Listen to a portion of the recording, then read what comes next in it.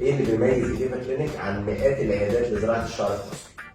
نرجع نقول انه اللي بيميزنا عن اي عيادات هنا موجوده في مصر او في تركيا انه الكادر اللي بيشتغل على العيان او على البيشنت كله كادر طب. والادوات برضه بتاعتنا احنا ادواتنا كل شهر بتجي لنا من تركيا، ادوات عاليه الجوده، احدث ادوات تتطور فيها او وصلت لها زراعه الشعر. مده العمليه هو ده الفرق بيننا وبين اي عياده.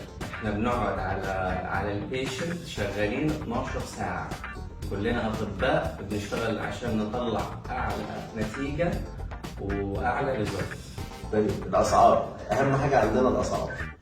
والاسعار للاسف احنا غاليين جدا، ولكن خلينا نقول انه الغلا ده هو قيمه اطباء، قيمه ماتيريال، قيمه ريزلت احنا واثقين منها. طيب المصريين بيحبوا الخصومات، نتكلم مثلا ممكن تعمل لنا خصم بمناسبه الافتتاح قد ايه؟ هقدم لكم خصم اول 15 يوم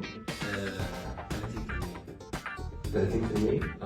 30% دي ما بتحتاجش عيش ليه؟ لا لا لا زود خليك كده الكلام ده. المصريين بيحبوا الخصومات. ما 30% حلو. 50%